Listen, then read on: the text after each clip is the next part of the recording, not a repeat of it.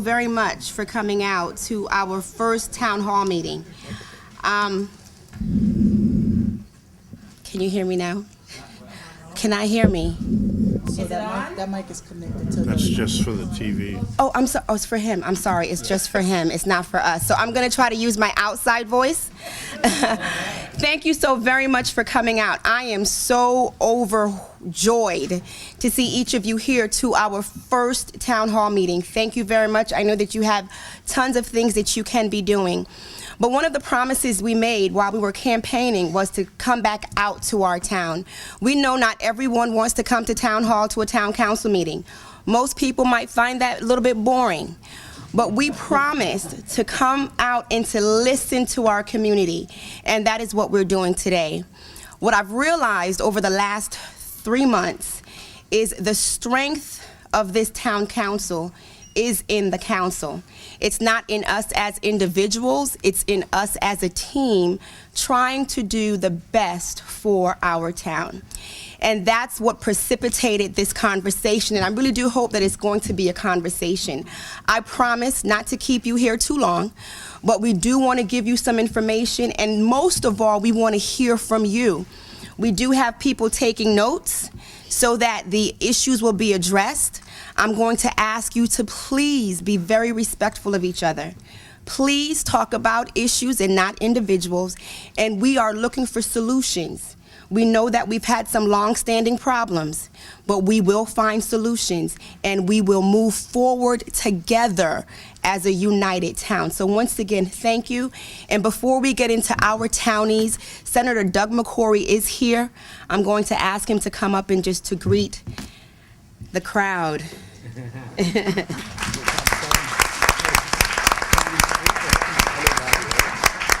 Good evening, and thank you for giving me 1 minute to greet you all. First of all, I'm glad to see you all out. That means you're concerned about your community and your town, but more so, you are an advocate for your community. And me being your senator will be an advocate for your community.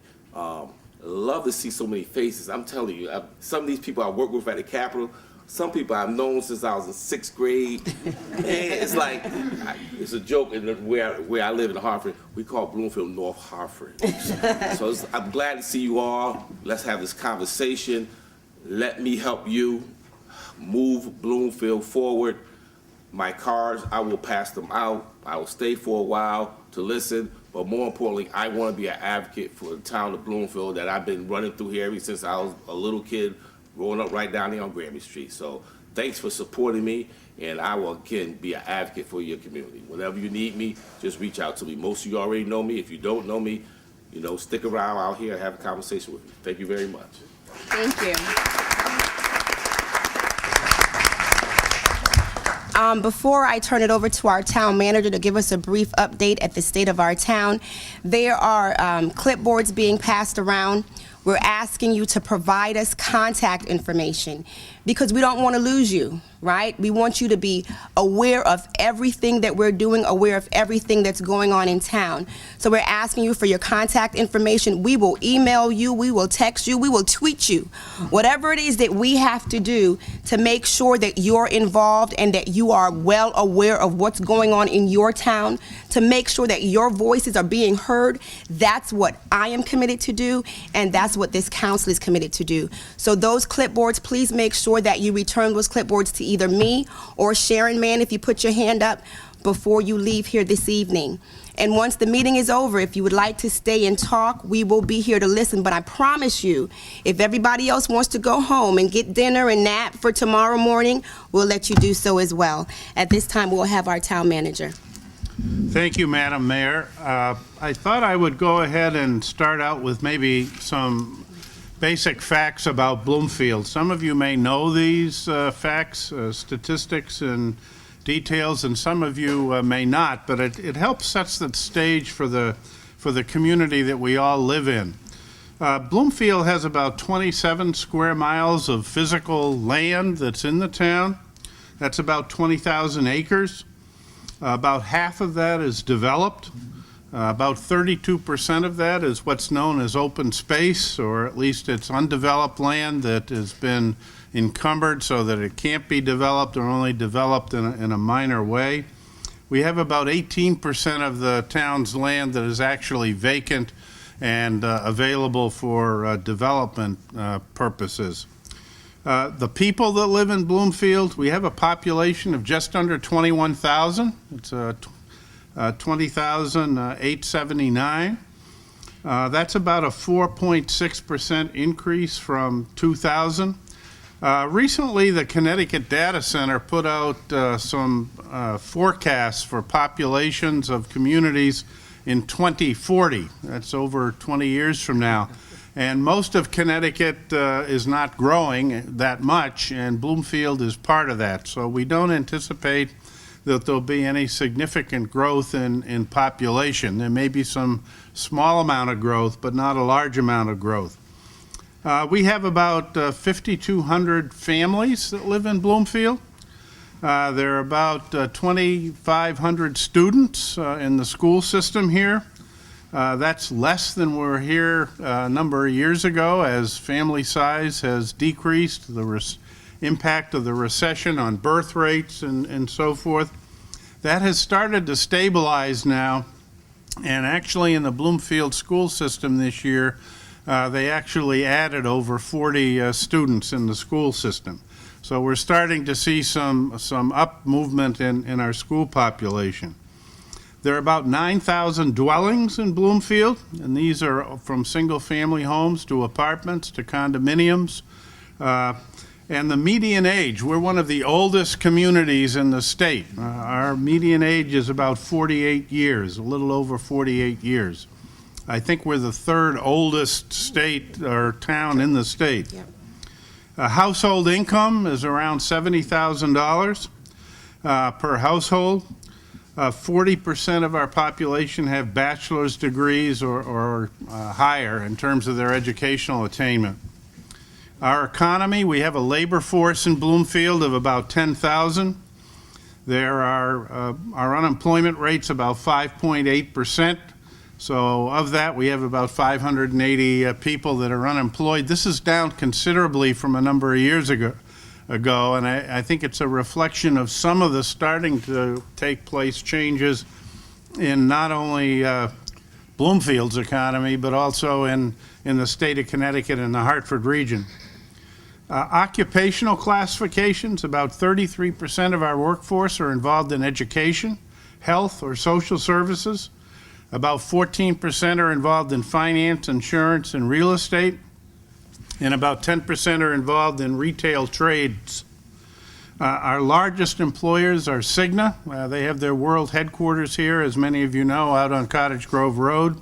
They have about 3,500 employees and are starting to move up closer to 4,000. Command Aircraft has about 925 employees. They're really our second largest employer.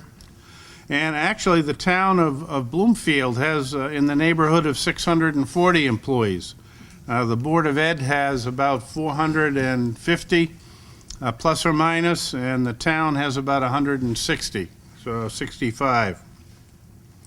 Our per capita income, and you might be a little bit interested in this because I was surprised, but the per capita income in Bloomfield, we're 16th out of 52 towns in the Hartford labor market area, higher than probably what you might have expected. Our per capita income is higher than Windsor, Wethersfield, Vernon, South Windsor, Rocky Hill, Newington, and Berlin for other suburban communities that surround Hartford. So now I want to move a little bit, now that you know a little bit about our town, and many of you may have already known some of those figures. I want to talk a little bit about some of the projects that we have underway at the moment. I think many of you may have been aware of the improvements that we've started at Philly Park on Tunxus Avenue in the center of Bloomfield. That's a 5-phased project that will be completed over a number of years. Phase 1, which was the wall along Tunxus Avenue, has been completed. Phase 2 will be starting this spring. They've already moved the construction trailer in. Phase 2 includes the removal of the dam.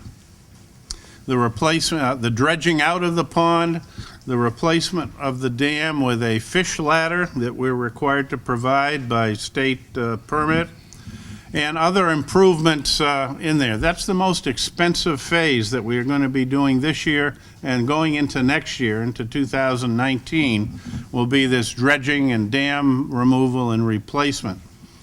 The next phase after that will be the improvement of the island that's there, and then we have other phases which will include a pavilion next to the fireplace that is still there. We have not taken that down. That's kind of sacred ground for many in Bloomfield. And it will include also parking lots, a replacement parking lot at the north end of Philly and at the south end adjacent to the pavilion. So that's one major project that's very visible. Another project that's visible are improvements that we're making to the town green. We had to wait until after the tree lighting ceremony this year and then go ahead and try to fit in some of the improvements before the weather got too cold. We'll be completing those improvements this spring. They include replacement of walkways, lighting, benches, and the irrigation system, which is really the first phase of the town hall improvements. If any of you have attended our summer concert series there or been there for the, it was really fantastically successful, the parade in December, you'll know that it needed some work, and there'll be more improvements as we move ahead with that. Two large projects that are in really the planning and design phase, which the town approved at referendum a year ago in November of 2016. These include renovations and an upgrade to the Department of Public Works garage facility on Southwood Road. The town has been cited for environmental issues on that property, and those will be taken care of, as well as expanding some of the facility itself for the equipment that we have. The other major project that's been in the news and which was approved at referendum again back in November of 16 is a replacement for the Human Services Facility at 330 Park Avenue. There's been a lot of discussion and talk about whether we should keep the existing building or build a new building. The charge to the building committee was to look at a new building, and that's currently underway. The design is pretty well completed, and we anticipated that bids will be back sometime around the 1st of April. And we're also taking a second look at whether the existing building could be used as well. So those are the two major projects that we have going. Some of the other activities that we have, the East Coast Greenway. Time. Oh, okay, time. I'm told time. All right. The East Coast Greenway will be out to bid probably within the next 45 days, and that's been a long-awaited project as well. So I'll wrap up at this point in time. I'll be happy to answer any questions that any of you may have, either now or afterwards during the reception. Yes. If you can just do me a favor, when you get up to talk, please just state your name, because we are taking notes, and your address as well. My name is Preston Neal, and I reside at 51 Harding Avenue in Bloomfield, Connecticut. My concern is, and I'm a little bit surprised, and it may be my fault as well, but as far as some of the jobs that you are referring to, I really don't know anything about them. What are the procedures that you are taking to put these jobs out, and what are the participation as far as minority participation is concerned? Well, it's my understanding that the building committee had a meeting for minority contractors several weeks ago, maybe a month ago now, and there were close to 130 that were there. So I think the word did get out. I don't know the particulars, obviously, about your situation, but there are a lot of minority contractors involved. The town council back in 2006 passed a resolution that any town project over $5 million, 30% of the project cost had to be provided to minority contractors. Okay, my second question is this. I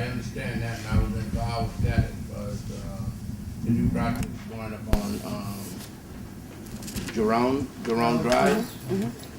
The problem that we are having as far as contractors, I am a contractor, we are having this, the $5 million or $10 million that's going out to the contractors that from Boston, New York, here, there. They come in, we sit down, spend unbelievable hours with them, and we wind up with nothing. Either they put it out so cheap until we just can't bid on it in order to be able to survive as a contractor. What we would love to try to do is this. If you got $1 million contract over there, put something aside for the minorities alone, because it doesn't work when you put it out there and depend on the GCs, the project manager, to take care of Bloomfield contractors, especially the residents, okay? Thank you. Can I just ask one question? Sure. Your first question, you said for project, like you mentioned the two projects that there's activity on, and it was mentioned that there were over 130 minority contractors at the presentation. I think that was 2 weeks ago. How do you generally find out about this or not find out about it? Because it looks like it sounds like you did not know about that. So I'm wondering if we need to. On that particular contract, I was at that job fair. Okay. I was at that job fair, but I'm talking about the green. I passed by it, and you know, I'll be honest with you, you get a little angry when you see this. You see all these contractors working there. You don't know them, they don't know you, and they walked in, they walk away with all the money, and we are still looking from the outside. That's not fair to us, and we need to do something about that. There's a hand in the back. Yes, my name is Daphne Falconer Davis. Would you clarify what the environmental concerns are on the grounds of DPW? Excuse me, before that, can I have your address? Yes, 22 Richard Lane. Okay. Environmental concerns with DPW. There are two main issues there. One of them relates to the fuel tanks that we use. We have 10,000-gallon fuel tanks that we provide fuel to for Public Works, Police, the Board of Ed vehicles, and so forth.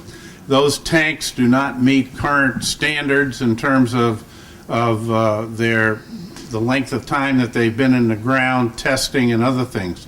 The second area that we have problems is that the state and federal government now require that Public Works trucks, particularly if they're carrying salt and winter materials, they all have to be washed down in a particular location, and the wash water has to be retained in a sedimentation container of some kind, and then pumped out or otherwise disposed of. And so we don't have that at the Public Works garage. Very often it's called a wash stand, where the trucks have to be washed and cleaned up, and then the sediment and everything off of the truck has to be retained and disposed of in accordance with regulations. So those are the two main issues. There are also, I won't get into too much detail, but there are also other issues in terms of locker rooms for men and women. We really don't have two sets of locker rooms. The existing garage was built in 1962, and so there are a number of OSHA changes, Americans with Disabilities Act changes, and other things that we have to make to the buildings to be in compliance with current building codes and so forth. So I see two hands. I'm going to go to my lady over here and then go over to my gentleman over here. Angeline Crossdale, 6 Andrea Lane, Bloomfield. So I heard you mention that there's a design out for the human service facility, and the design is finalized. Was there any input from the town of Bloomfield residents? For example, we currently have a pool that's outdoor and it's cold. and it's open for about 2 months in the summertime. Did you guys get any input from the town residents about what should be in the new facility, or was that just designed by a group of people without asking us what we wanted? There were, first of all, the building committee, all those meetings are open to the public. The schedules, dates, times, locations are all on the town website, bloomfieldct.org. There were several public meetings, public hearings, essentially, that the building committee put on. There's been a number of changes as the project has moved forward, and there are currently estimates being prepared for a pool. The original conceptual plan had the pool, a indoor swimming pool, as an option. The cost was a little over $5 million, and that was felt by the previous council too much to spend. And so the initial preliminary design did not include a pool. Since then, though, there's been enough interest in that the building committee has been asked to come back with a cost to add a pool to the building that's currently being designed. And we should have those costs probably within the next 45 days, 30 to 45, maybe 60 days. So. And that will be publicized when it's finalized, right? Yes. Thank you. Mr. Rollo? My name is Rollo Jones. I live at 16 Richard Lane, and I'm a mason contractor. My company is Capital Mason. Piggybacking on Preston Neal over there, I'm here, and I'm not here to hear the same stuff we've been hearing over the years. I don't want to hear that anymore. You know, shoot, you made reference to this little workshop you had a couple of weeks ago. Yeah, I was there. What I'm looking for is changes here. You guys don't realize how many minority contractors live in Bloomfield, pay taxes in Bloomfield, but yet and still is not able to work. That's what I'm about. I'm also a member of MCC, Minority Construction Council, which we are a group of minority contractors that oversees different towns and et cetera. But Bloomfield has been a thorn in my side. I've been living in Bloomfield for over 30 years. Have not ever laid a brick in Bloomfield, not ever laid one piece of concrete in Bloomfield. But my tax, if I don't pay my taxes, if I don't pay them taxes, you guys get all upset. My tax money is going into these projects. Whether it's coming from my tax money or from the state or from the Fed, I'm still part of it. And I'm here tonight to say it's time out for that now. Bloomfield is majority minority. We support Bloomfield. And it's only fair for Bloomfield to support us. And it's not the last you're going to hear me. Good evening, folks. My name's Harry Sawyer. I'm here with my family, Amy, my son Austin, my stepdaughter Casey, and my future son-in-law Austin. And I'd like to thank the new council here to have an open discussion. I'd like to say that I'm still a resident, or I have property in Bloomfield. It was at 30 Southwood Road, right behind the Public Works Department. Our 7 acres that I paid $99,000 for were taken from us by eminent domain from the town of Bloomfield. Did anybody know about that? Yeah. It doesn't end there. The situation is, I'm just trying to find some closure for my family and I, because I spent $99,000 of my hard-earned money on that property.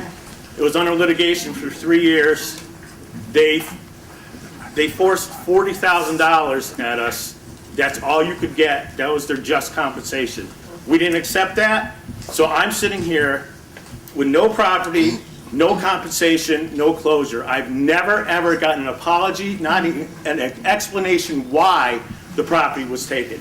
So I'm just asking the new council if they would just please just discuss or answer, or even an apology, or just something, some kind of closure, anything. I know it's a hard topic to discuss, but trust me, it's been hell. for my family and I for 3 years to take on the situation and not get any justice whatsoever. No compensation. My son prays at the dinner table at night to have his motocross track back. And I, as a father, am supposed to defend my family. And I could do nothing, or I would go to jail. They have a barrier there. They locked us out just to take my kids riding. I dreamt of having a motocross track all my life. I had the opportunity to do it from Charlie Smith. I bought it for $99,000. The town never made any negotiations with us whatsoever. Mr. Needleman came in. A month later, he sued us for eminent domain.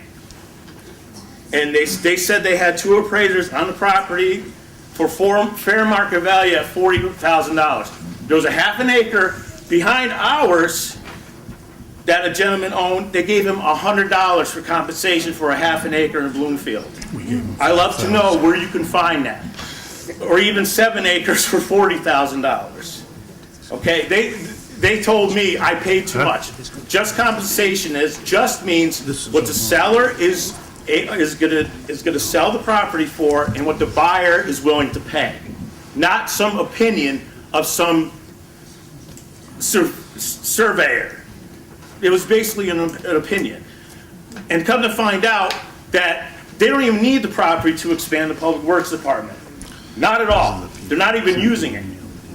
Okay, so can anybody just please explain to me and my family, because I'm at a loss for words. I really am. Okay, Mr. Sawyer, as you rightly said, we're new, and that's not an excuse, it's a statement of fact.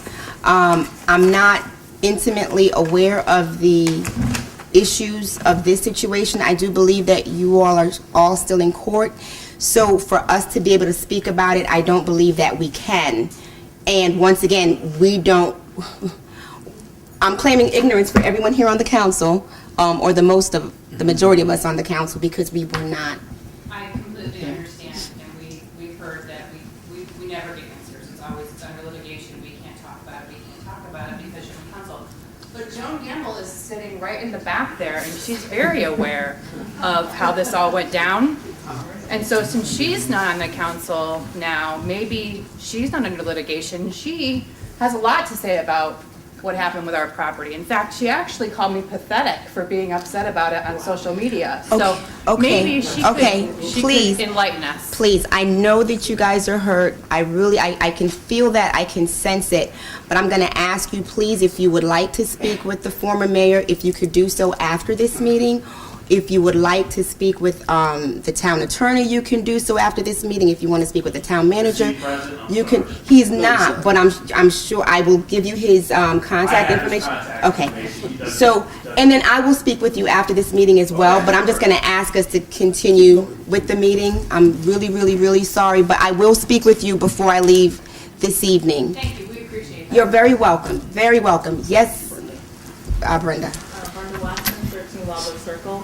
I'm hoping that the town council would, as a policy statement, address poverty issues in town, and that moving forward, if there isn't any new housing development built in our town, that at least 10 or 15% be dedicated to folks who are on the lower moderate income scale. And education, wish that we would move away from the correct magnet school system and focus on our public schools. Excellent. I can answer one on the affordable housing if you like. The town manager will. I want to let you know that there's a 38-unit housing project that has been approved by the town. It is affiliated with the State of Connecticut Department of Housing, and it will be located where the old Valco building was on Cottage Grove Road next to Lincoln, in that particular area. And there will be 9 units dedicated to developmentally disabled individuals, and the remaining number of units, there's 1 unit for a manager for the property, and then the remaining number of units will be affordable under the Connecticut Department of Housing criteria. and that will be hopefully under construction this spring. So they've had their plans in, they've been approved, and we're looking forward to that particular project. Under some bad news, the town had a agreement with TFC Housing. TFC Housing stands for the First Cathedral, TFC. And they were going to buy about 7 acres of property from the town near Douglas Street, and we're going to put up, this goes back to 2011, and they are going to put up 40 units of affordable senior housing or elderly housing. However, that was also dependent on the State of Connecticut Department of Housing.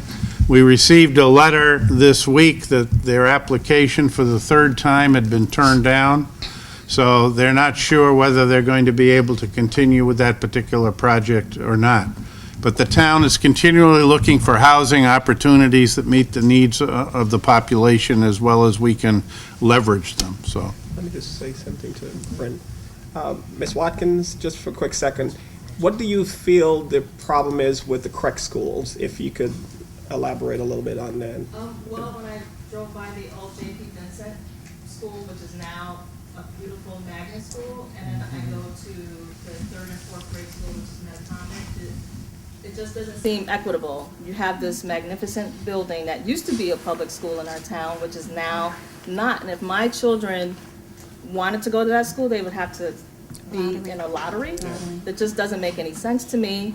I hate the way that our schools have been regionalized, where my daughters couldn't even walk to their school if they wanted to, because it's not safe. We don't have adequate sidewalks. My kids couldn't bike to school on their own if they wanted to, because we don't have adequate bike lanes or wide enough shoulders. So I hate that the urban inner city issues are now bleeding into Bloomfield. And we have issues of inequity in a suburban town where you just said that the average household is $70,000 income. That's not true for everyone. However, we need to rebuild our public schools so that we gain the trust of people that live in town and that we attract more families in town. Thank you. Yeah.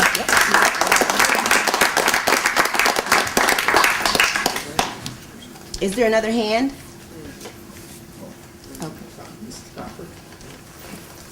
My name is Guthrie Sion. I live at 44 Rundle Lane, and I'd like to build on what Brenda Watson was just saying. I'd like to see us develop a vision for our town.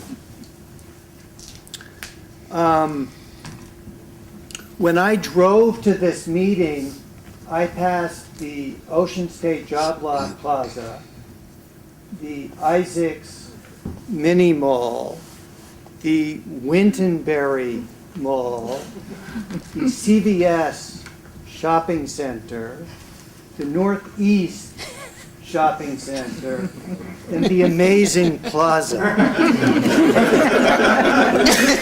So basically, I drove by a patchwork of shopping centers. These are developer visions. They're not town visions. They don't have the bike lanes and the sidewalks that Brenda Watson was talking about. I was really triggered by that new apartment building as you come into town on Wintonberry. And I doubt it has any of the 0 units. And it favors the developer. He has used every square foot. There's not a piece of dirt left. He's right up. His apartment's end at the gutter. There's been no consideration for a village where we would walk around. I mean, we've got some great things. We've got the library, that beautiful church with the steeple, a good-looking town hall, and then we've got like the Berlin Turnpike. And this town has a lot of assets, as Mr. Shank's presentation indicated.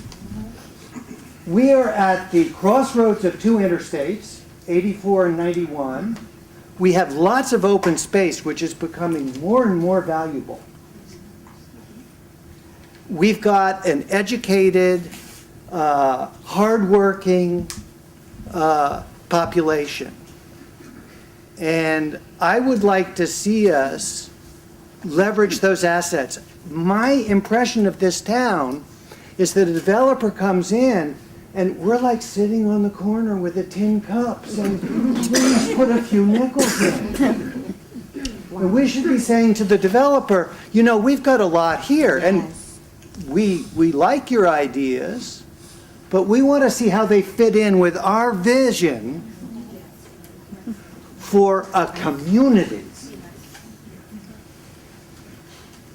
And so I think smart development is a two-way street in which we say, here's what we're offering.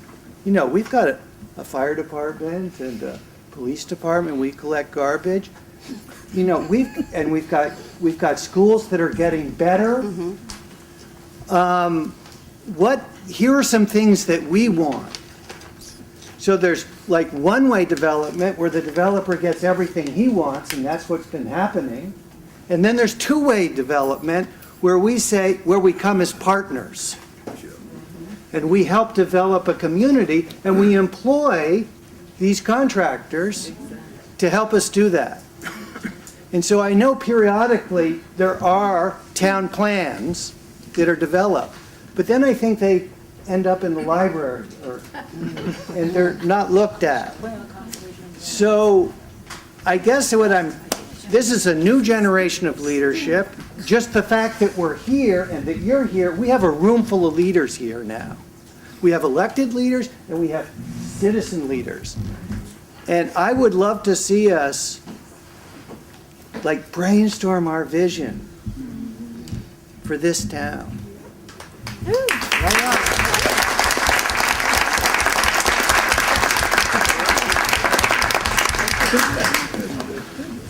There's a gentleman in the back. You're the one that was turning around. Just want to make sure. Jonathan DeHoyas, 33 Woodland Avenue. I'm a recent transplant into Bloomfield, been here for just over a year. My wife and I came from Hartford, and one of the things that we were very frustrated with in Hartford was because the development of the town just never seemed to benefit the residents. Hartford is a big giant lung that everybody comes in and then everybody goes out. We chose Bloomfield to buy a home in because we saw the raw potential of this town.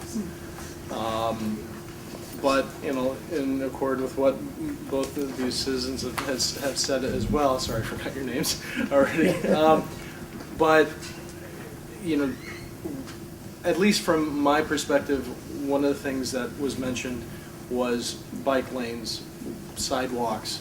I live 2 blocks from the town center, and that's one of the things I'd love to be able to walk to the grocery store, but there's no sidewalk connecting it. Having, like was mentioned, a unified, solidified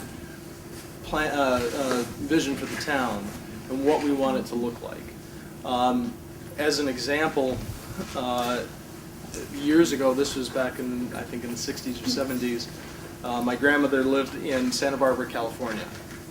And it was a sleepy little town. Back in the 60s, she bought her house for $20,000. Santa Barbara, at the time, started to notice that everything was going towards developers and everything was really they were starting to lose control of it. What they did is they put a building moratorium in place in which they said, if you want to develop in our town, you have to take a property that is in disrepair and develop it.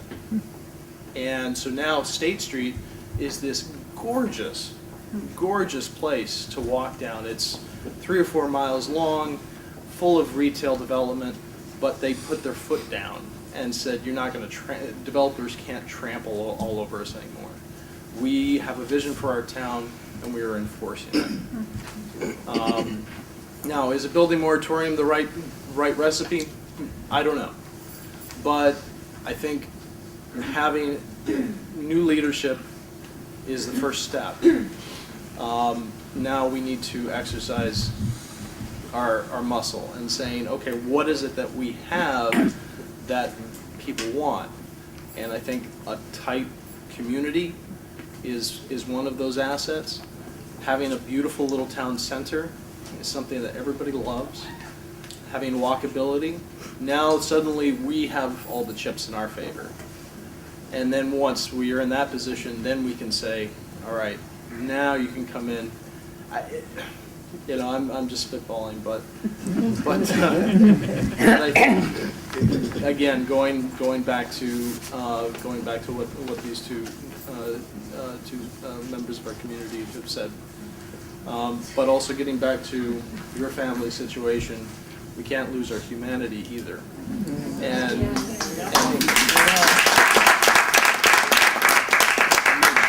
make sure that everybody has a piece of the pie. Thank you. Welcome to There's another.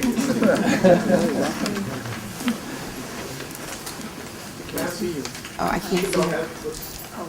Thank you. Lori Julian, I live on 43 Maple Avenue, and I've been here almost 20 years. I don't know where the time goes, but I think I share the sentiments of a lot of the community that we choose to live here because it's a smaller community. It hasn't grown as rapidly as West Hartford. It's a friendly community, and I'd like to just say that, and I think it piggybacks on what's been said. The traffic situation in Bloomfield on particular streets has really become a problem, and particularly that they're building this they have built this monstrosity around walkability. But what about the streets that are already here that are residential streets where trucks in particular, Mack trucks, are allowed to come through? And I speak on behalf of the residents particularly on Brown and on Maple, and it's now turning into Burr as well. This is a residential street, and I think you know the traffic increase. I've spoken to the town manager quite extensively about this, but I think I just would like you to know as well that there are many towns around us where I can give examples where they have done so much more for the traffic calming. Could be anything. We have, right on Maple, the problem is a half a mile where there is really nothing. We enable them. We enable speeders, we enable truckers to just plow through. Again, it's a residential street. They go, they spew their pollution. It's quite egregious. It's a nuisance. Neighbor down the street, we testified before previous town council. She said 3 words: "My house shakes."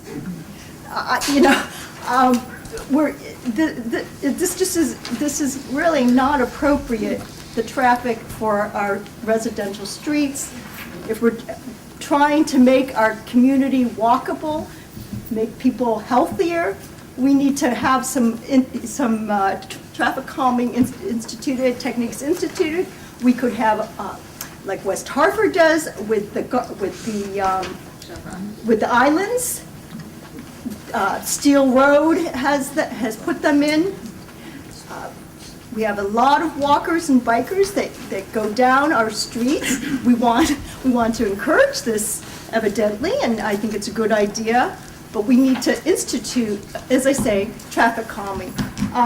Just my last point is that there have been a lot of accidents on the street, and a very bad one will happen.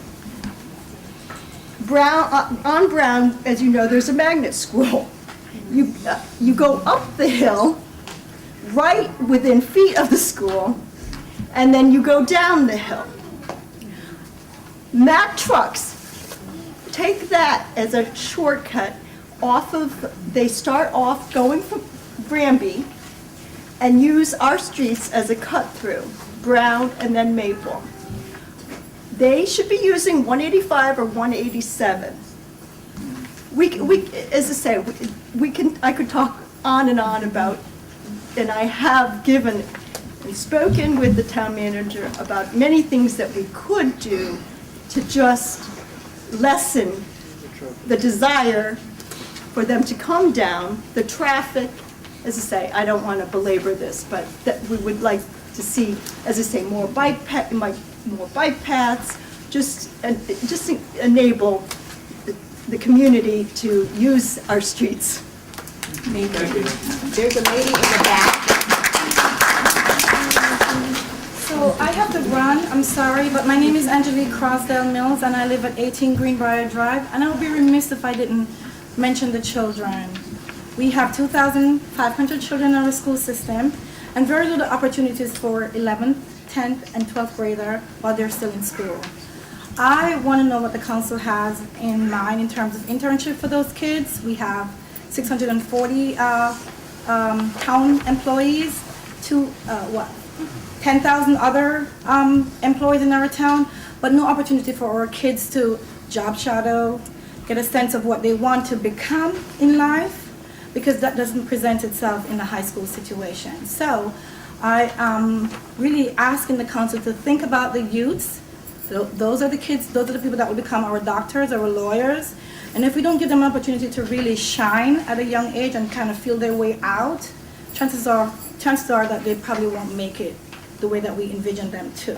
So I have to run, I have to go feed them. So, Angelique, before you leave, it's 7:54. I'm gonna ask everyone just for a little bit more time because I said we'd be done in an hour. But before you leave, the town manager and myself met with Cigna. And we have talked about doing job shadows and internships with Cigna, and they were very open to that. So the conversation has started. We met with Cigna. We're going to meet with other companies in our town to get those opportunities for our students. So I just wanted to let you know it's on our radar and it's something that we're working on. Yes, ma'am. A lot going on. So, in an effort that you will come back to another meeting, it's 7:55. Can we have another 20 to 30 minutes? Or do we want to end? Oh, all right, this is great. So here it is. There's some people in the room that I'd like to introduce at the end. So people in the room, if you're making eye contact with me, that means I'm talking about you. So please don't leave.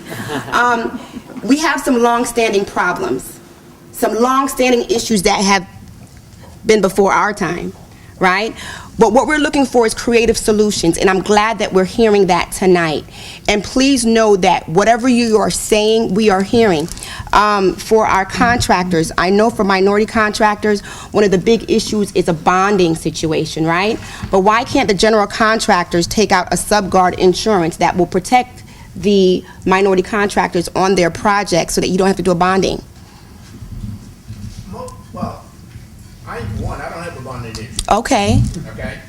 The point of it is, most of the work that actually goes out, we don't even know who your GC is before it comes to us. So I And then know. once they get it, they don't need our bond, they don't even need our help. So one of the things that we need to do is make sure that the process is more open, that the process is fair, that we are able to get the information to everyone at the same time. So that is something that we can look at doing. I know that they have made relationships on the 330 Park Avenue with MCC, so we can sit down and find out how that process can be better. Because if you've been in Bloomfield for how long, Mr. Rollo, and haven't laid a brick, I think I actually used that quote in one of our campaign situations. So we need to make. But you pay taxes. So we need to make sure that it's fair and equitable for everyone, as was said here. The gentleman here in the glasses that talked about all the plazas, I was jumping up and down in my chair because that's what we need. We need our citizens to help us what our town looks like. It's our town, and we have great things here in Bloomfield. So we can not sit on the corner and panhandle. We don't have to do that. And we sit in a great position. We're close to West Hartford. We're close to Avon. We're close to Hartford. But we're none of those places. We're unique, right? So I think having these discussions, taking part in these discussions will help us to formulate what our town needs to look like. So when we're looking at the town center plan or the plan of the conservation and development, you all need to be a part of those conversations. One of the reasons why we're sitting here in this school on tonight where everyone has been to work all day and everything else is because we need to hear from you. There's no way that we can sit up here and make decisions for you if we don't get your feedback, and that's what we're asking you for. We don't want to be divisive. We don't want to separate us because there's more that unites us than that separates us. So please, when we ask you to come out to town council meetings, I know they might be boring, but that's where your voices get heard. When we have these town hall meetings, please come. Subcommittee meetings, they're posted on the website. Go. Tell the chairs of those committees what you're thinking, what you're looking for, and how their decision will impact you, impact your wallet, impact your children. It's important to be a part of the process. And I'm asking you, please, please invest enough into this community to share your voice. Anyone else? Yes, Mr. Saunders? I got that right.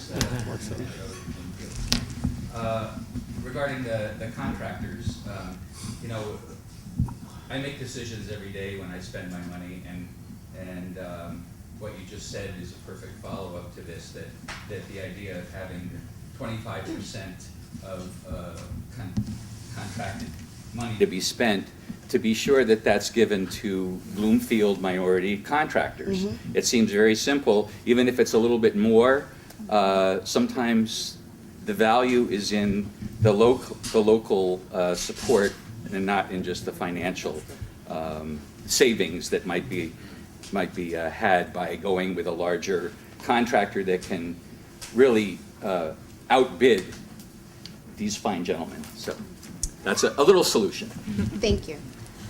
There's a lady right here. Hi, Heidi Kleinman, Spice Bush Lane in the Common at Senate Farm. First of all, I'd just like to say this is very refreshing. So thank you, new town council. This is really great.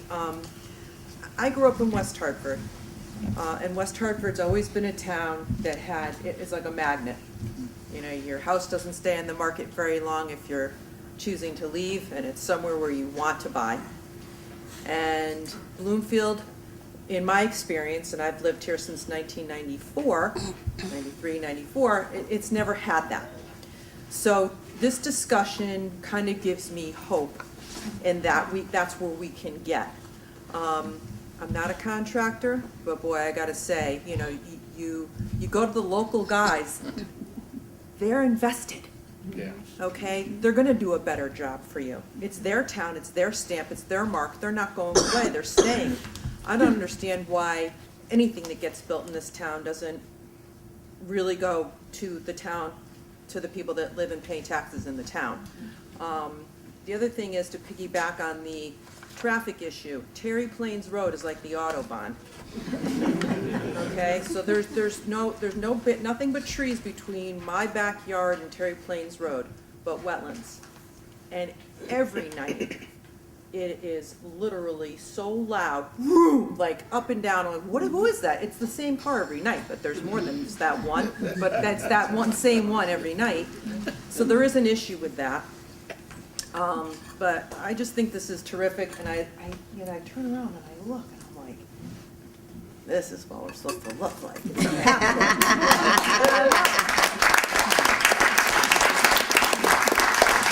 Yes, sir. Thank you for doing this, by the way. Really appreciate it. Thank you. My name is Michael Lochner, 12 Harvest Lane. My wife and I moved here a year and a half ago I'm not from here. How y'all doing? We came from a southern state. It wasn't Florida. There are other southern states. My wife is from Newington, and a short story, after 25 years down south, she came back, wanted to be closer to family, so we moved here. My compliments to your friendly community. Within a day of arrival, we had neighbors bringing us over banana bread and things like that. Nice. And it was very nice. You're all very, very friendly group of people. I have to profess ignorance because I don't know Bloomfield, and I have a lot of homework to do. I'm still trying to figure it out, as a matter of fact, and I confess that, and I appreciate the opportunity to experience this, what you're doing here, and I hope to attend more of them. My impression is this. My first trip here was I drove through Bloomfield and I saw Bloomfield Hardware empty. And I saw Winterberry Mall mostly driving around. It seemed to be empty. Great bakery, by the way. And Isaac's bagels are the best bagels. The best. But I drove these places, and now I read about Riley Lumber closing. And I just don't know what's quite going on here in terms of understanding what's exactly happening, although it was a positive report from the town manager. I would say this. Our first day here, we got this publication I've never heard about called the Valley Press. And it talks about Bloomfield, to some degree, Avon, Simsbury, our neighbors, West Hartford. Then there's the Bloomfield Messenger, which talks about Bloomfield and Windsor. What I see and what I read and what I hear tonight is this tension between what's called NIMBY. You know what that means? No. And it means not in my backyard. And the desire to bring in some business for the development, for the contracting work that you want to, opposed to pollution issues and traffic, walkways and greenway. It is a symptom of everything across the country. You read the Valley Press, somebody wants to build an apartment complex in Avon, not near me, property values. So I do detect the tension here tonight, and I think Bloomfield, personally, from an outside perspective, is going to have to decide what it wants to be. It really does.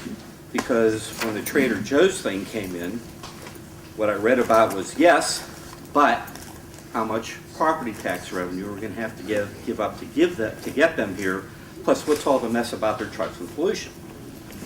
So there's certain things you have to give up both ways. And this is true all around the country, folks, where there is development occurring on old farmland that families want to give up, but other people don't want to rezone it for that because they like their quiet rural atmosphere. So I want to tell you, you're not alone, but I think we're all, as citizens, going to have to decide what we want, how we want it. We're not all going to get what we want. We're all going to have to give up just a little each way. Thank you. Thank you for your time. Thank you. Welcome. Ben Scott, 261 Doncaster Road. I'd like to add to my concern about the traffic problems in Bloomfield, and maybe somebody needs to look at the overall issue. On Doncaster Road, for example, it's 5 miles long. You may know it's been designated as a scenic road. I don't know how many of those people driving up and down the road get to see anything as fast as they're driving. It's very scary. Right at the corner, about where I live, Scotland Road and Doncaster Road, is where the school buses pick up children. There's a curve that comes around there with those cars speeding around there. I just worry at some point they're not going to be able to stop in time and avoid taking that bus, especially when the roads are slippery. Hopefully this spring, summer, when they start the work on the greenway, it's going to cross that road as well. It's another dangerous spot. I've been out there walking on the road, and as a car speeding by, I wave my hand to slow them down, and they speed up. Yeah, I heard the same. It's very frightening. It's also a road that's used a lot by bikers. They do their road races there, they bike there all the time, and there are a lot of walkers. It's a real safety issue, and I'm really worried about something happening to somebody on that road, if we don't look at not just that road, but every other road that people are talking about, what is the traffic patterns? Where are these people speeding? And how can we bring some safety to our roads? Thank you. Thank you. Any other hand? So this whole traffic thing sounds like a problem across the board. It's a problem in the Pershing Park area. It's a problem in Terry Plains. It's a problem on Doncaster. So it's definitely something that we're going to have to look at, right? Because it seems like it's widespread. We don't have the Audubon here. I don't know who believes that we do, but we don't. So we're going to definitely take care of it. Over here.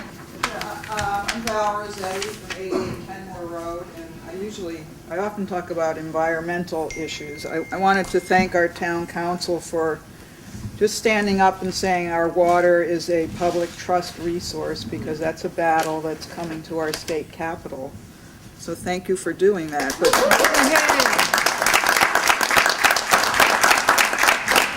the thing that struck me sitting here is these two gentlemen, because it's like, I need some brickwork at my house. It's like the idea that he's never gotten to lay a brick in Bloomfield is really like outrageous. And I was just wondering if there's any, kind of inventory of local contractors. So like, it's like, buy your food locally. I would rather get a plumber or an electrician or, a mason from our town. And I don't care if it costs a little bit more. I mean, we had the whole Niagara mess where guys were coming from Louisiana getting paid $10 an hour to put up the steel in that building, and we couldn't hire our own steel contractors. So I don't know if there's something like that that could be easily done on the town website or some kind of social media. I'd rather pick up the phone and get one of these guys to work, because that seems like it's a really important thing in town, is having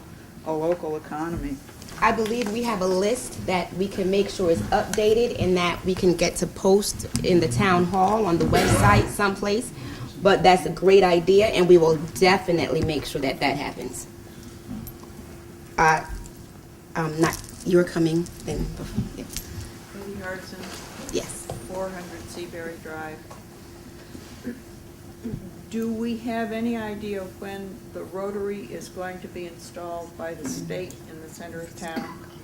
Because I think that would alleviate the problem on Brown and Maple, and possibly the other road that was mentioned, Cherry Plains.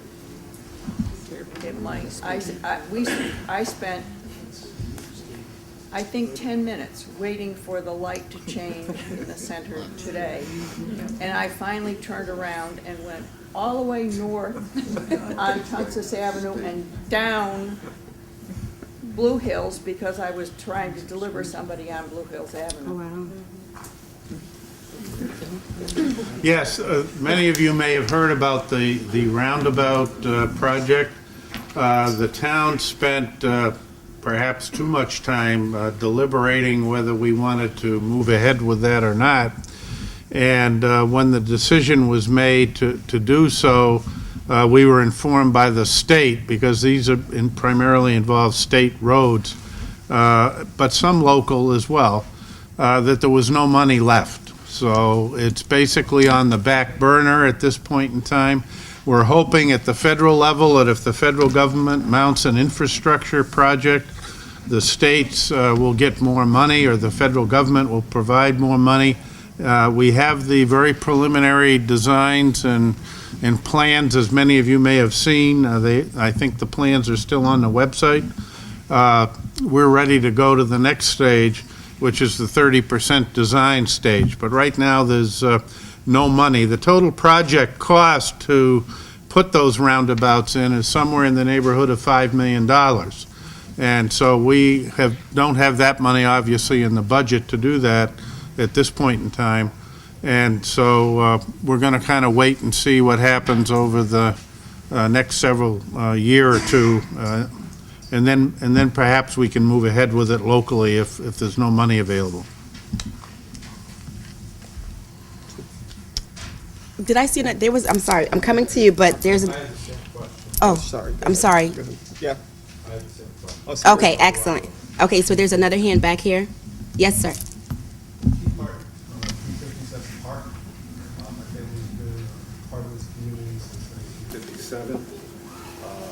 I've been in and out myself during my growth and development as an educator.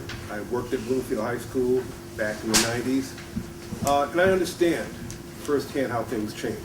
Nothing stays the same. Trust me, from what I can remember as a child growing up, many things have changed in Bloomfield. And many for the good. This is an outstanding building. I mean, I haven't been here in quite some time. I'm impressed. Very much impressed with the high school. Having said that, I really feel for the family over here that lost part of their land. We shouldn't be pushing, no, that's quite all right. We shouldn't be pushing people out, we should be bringing people in. We're a small community, we do have room for growth, but that shouldn't be happening. And what my concern is in part, and I'll say a piece of what everybody said, the contractors, what I hear them saying is that while you've opened it up for minority contractors, there should be some priority for contractors that live in this community. Not just minority contractors that come from Boston or New Haven, but the ones that live in this community. With that said as well, the choice of land, I have a problem with how Bloomfield has chosen land usage. For instance, I'm here because of my neighborhood. I'm trying to protect my neighborhood from becoming a business neighborhood. When I brought up in Bloomfield, I can remember my neighbors were the Sloan Whites.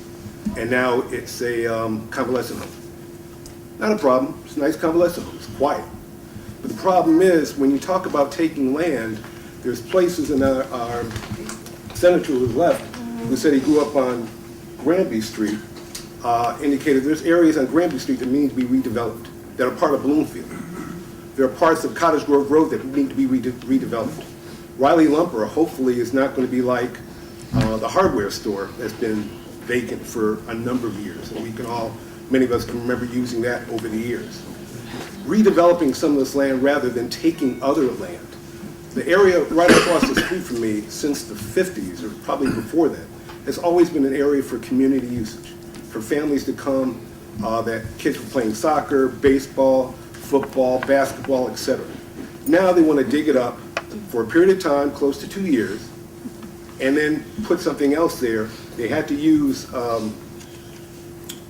their choice to redevelop that area and change it, rezone it, because it is a residential area. My concern is, rather than going for cheap land, because it was free to them, redeveloping some of the land where it hasn't been used in many years, redeveloping that and using it. And looking at the traffic concerns. I live on Park Avenue. I don't expect, I feel for you on Brown Street. I've been being shaken by bus trucks for forever, okay? So I get you on that. But before they start bringing in stuff in that area, they need to really look at the infrastructure and how the traffic concerns in Bloomfield are affecting everybody. Because Park Avenue hasn't grown at all. It's grown in terms of business, but it's no wider, it's no bigger than it was 30, 40, 50, 60 years ago, yet you have a lot more traffic. And now you have the residential community that's just been built, Hemlock, I'm sorry I mispronounced that name, they're going to bring in probably another 200 or so units. That's more people. That's more traffic on Park Avenue. So my concern is they need to start looking at infrastructure when they're bringing businesses in and not just looking at cheap, inexpensive land. Because the next thing, when they bring in the senior center, and don't get me wrong, because some of you have already heard me say, I don't have a problem with having a new senior center. I think we need a new senior center. But it needs to be in line with what else Bloomfield has. It's one of the top communities in the country as far as senior centers, Doncaster and Seabury. So don't have an average senior center. The people have spoken. They said they want a pool. They want certain things. They want an auditorium. We're going to go from 90,000 square feet to 50,000 square feet. That barely meets our needs. Well, what's going to happen 30, 40 years from now? Are you going to dig that up and then move it to the other side of that area? Or are we just going to expand upon that and take more of the community's area for families away because it's cheap and inexpensive, because you didn't have to pay for it? Well, there goes my community. I mean, you keep taking pieces of people's neighborhoods away that have meaning, that have substance to who they are. And granted, change is inevitable. I get that. But have a respect for where people live and how it affects their lives, and don't go the cheap and easy route. Bloomfield needs to step up. I've been here long enough. It's always had great potential. The concern is, we've never quite reached the potential that we thought we had. Ever, because we settle for less than we should be settling for. As far as the high school goes and the community, magnet schools are good. I'm not going to knock schools. I've been an educator. I'm a retired educator, been there for years. But then at the same time, you need to have local schools for kids to be able to walk to school. You've taken a couple of schools away. What are we going to be like Hartford and condensed down to like one elementary school and one high school? When you talk about the businesses working in the community, when I was here in Bloomfield back in the 90s, they had a work experience program where we worked with kids, because I worked that program, and we found them jobs in the community. You've got all this innovation, all these things going on in Bloomfield, and you don't have that? I'm assuming that you had it. I guess they don't have it anymore. Why not? Are you leaving it up to CREC? CREC's taking care of CREC. CREC is for CREC. Bloomfield has to be for Bloomfield. So my concern with when they chose to relocate the senior center, which was the junior high school, they put it in the worst location they could possibly put it in. You talk about traffic? When they came up with that idea, I was all for the concept of having a senior center. I probably voted for it. But at the time when they said it, they didn't tell anybody where it was going to be. Even when we had the meetings back last spring, they said, well, we don't want to be connected to the middle school. We want to make sure we're a distance away from that. You put it right next to the middle school. They're going to use the access. I don't know how many of you know this. The access road for the middle school is also going to be for the construction. Now, can you imagine trucks coming through on Park Avenue, major trucks, accessing into the middle school, as well as doing work to build the new senior center? That's the worst possible location you can have. Right on the corner of Tyler Street and Park Avenue, the traffic you already have there, and you talk about accidents, we have a lot of accidents there. But you're going to have a major construction right there. You could have picked any of these other locations in the town to redevelop, to tear down. But no, you took the easy way out, you took the cheap way out, and found some free land to build on in obviously the worst location. You're going to see, if they ever decide to build there, you're going to see. And they say, well, the contractors will take care of our kids. It shouldn't be up to the contractors to take care of your kids. It should be up to us to take care of the kids. So you don't put something, a contractor, right in the middle where kids are going to be walking to school every day and have contractors bring the trucks in on the same entrance to the schools. That makes absolutely no sense. And all the land you have around there, that's what you chose? Wake up, Bloomfield. Take control. And no, I'm not going to sit down.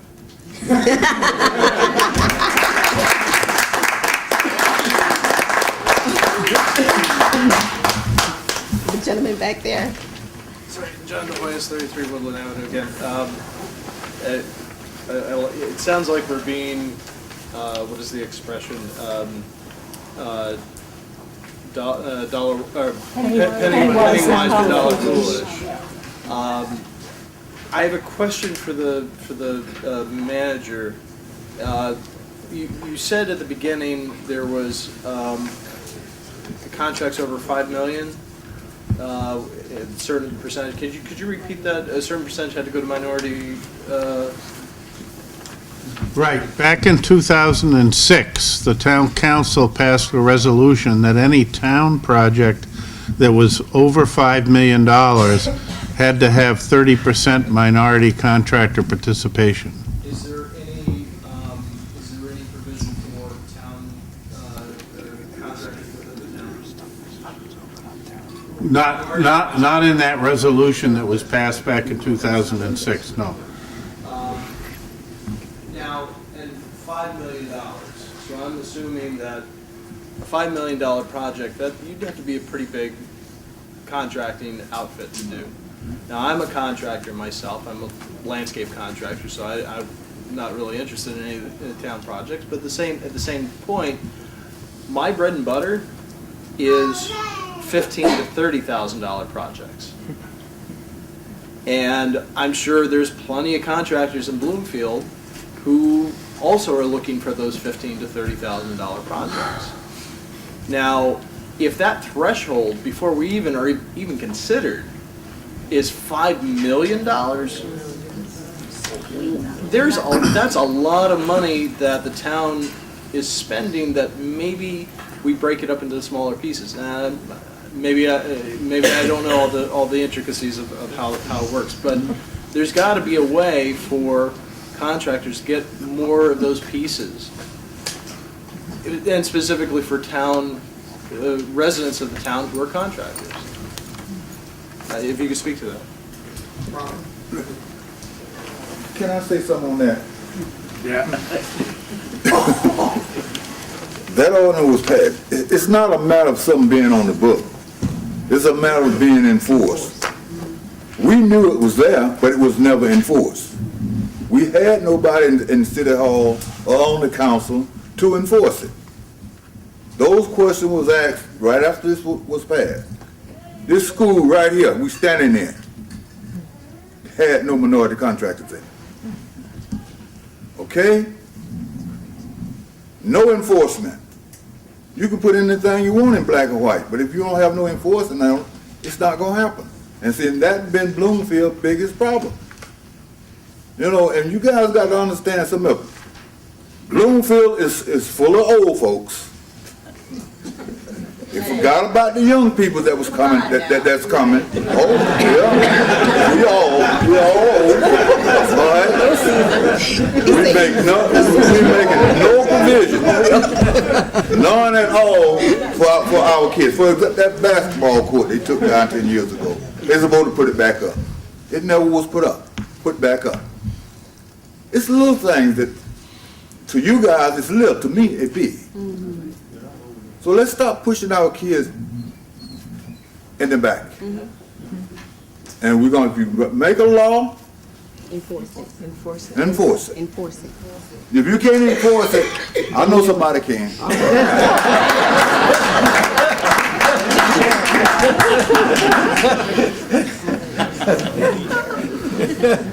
Any more questions? I just want. Before you go, this gentleman has not spoken, so.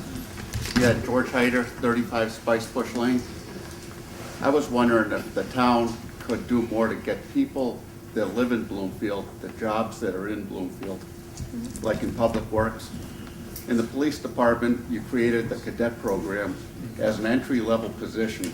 There's no reason you can't do that in Public Works. We're not building rocket ships over there. It's cutting grass, plowing snow. We do have a program that was in the current year's budget, but due to the budget freeze, the town, for those of you that don't know, had its funding from the state reduced by over $1,200,000. So this has a potential to cause a deficit in the budget in the year that ends this June 30th.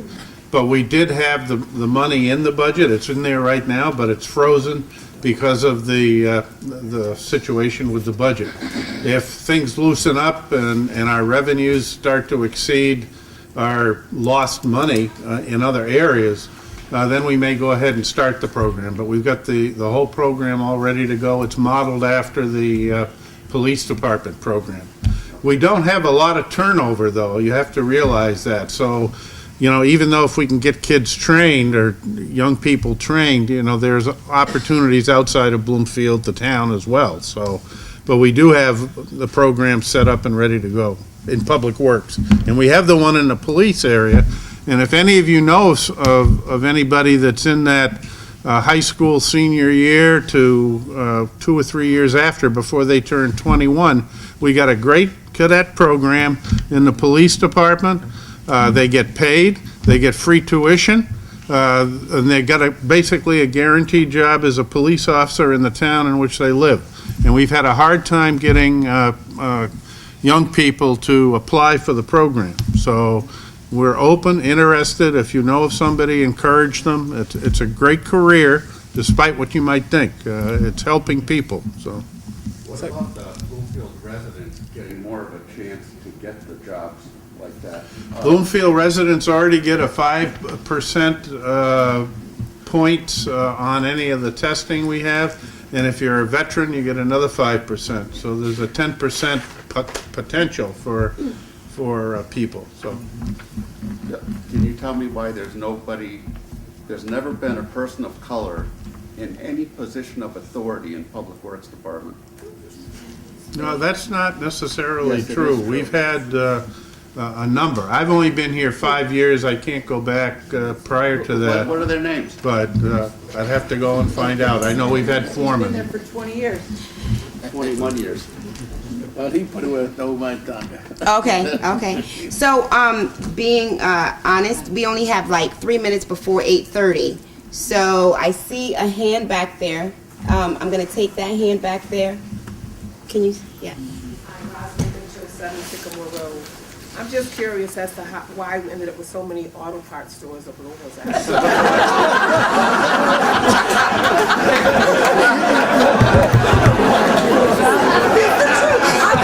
Good question.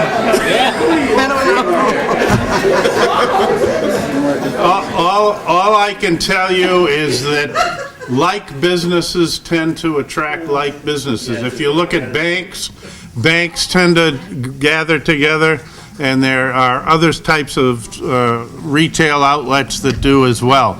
Obviously, we've got our full share here in Bloomfield of auto parts stores. I will agree. Any other questions? So we're now at 8:28, and we can discuss. We're here for you. So if you want to keep on going, let's keep on going. Are there any other questions? Concerns? Yes. Possible sometime this year. I understand that you might have some youth programs for training some of the young men and women. In regards to getting into the construction field, do you have anything lined up as far as that's concerned? So I know that the high school has partnered with Asnuntuck College to do an internship program. I believe it's with the seniors. And I think they can do electronics and robotics, mechanics, and something else. But as far as other construction fields, we don't have anything currently. Like an apprenticeship program, we don't have anything currently that I know of. I'll send him an email and. Definitely. And then we can do something. We are open. Yes, sir, we're open. Any other questions? And I know I'm gonna let Councilor Mann speak in a minute, but we do have, I saw our former mayor, Sid Schulman, he was here, so I'm glad that he came out. I see, he just waved his hand. I see Pastor Michael back there from the First Cathedral. I thank you for coming out because it's really important that we all partner together to make our town better. Our new state rep, Bobby Gibson, is over here. I'm gonna give him 2 quick seconds to say, hey, how you doing?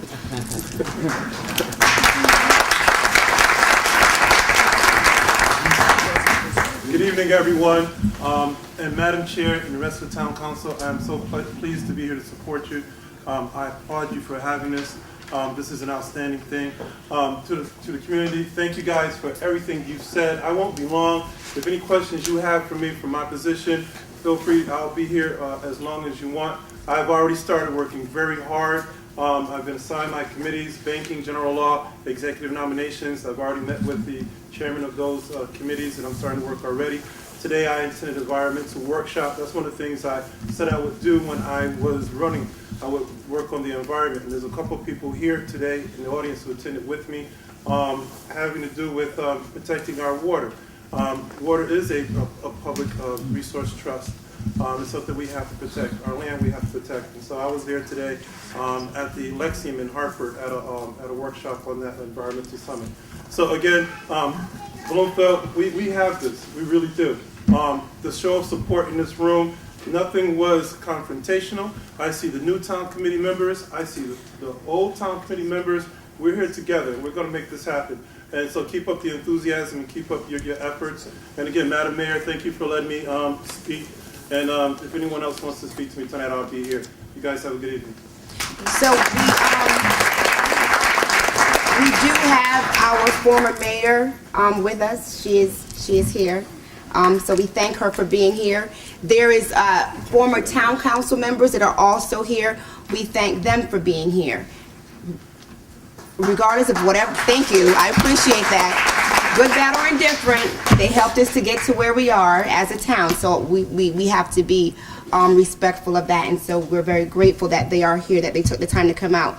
Once again, before Councilor Mann speaks, I want to thank you all so very much for coming out, and not just coming out, but coming out and participating, and not just participating, but coming out, staying, and participating. I am so very happy. I'm asking you, those clipboards that are out with your contact information, please turn them in. We're going to have more of these conversations. That's the only way that Bloomfield will be better. That's the only way that we'll be able to move forward, that we'll be able to figure out what our town looks like and who we are as a town. The conversation, the things that unite us. There's a lot of things that divides us, a lot, but there's more things that unite us. And with the conversation that we had in here today, it will take each and every one of us to come up with some of these creative solutions to these long-standing problems. So once again, I thank you very much. Councilor Mann. Well, thank you, Madam Mayor. I certainly didn't want to have the last word here, but I wanted to say how wonderful the questions and the thought processes that we heard and the issues that we wrote down to deal with. There's a lot of consistency there. I also want to let you know that there are a number of boards and committees that the town has that you are all allowed or encouraged to participate on. There are a number of vacancies that can be consulted through the town clerk's office. You can either find them on the website or through the town clerk. And if you're interested, everything from safety committee to recreation and conservation and beautification. There's just a number of committees that citizens have been participating in for years, and a lot of them for a lot of years. So there's always room for new people, new blood, and with the enthusiasm I hear tonight, I'm hopeful that a lot of you will apply and check out at any rate and see what's available. Thank you. Please take the time to speak with the rest of your counselors. They are your elected officials. Put them to work. Get them to do something here in Bloomfield. Once again, thank you so very much.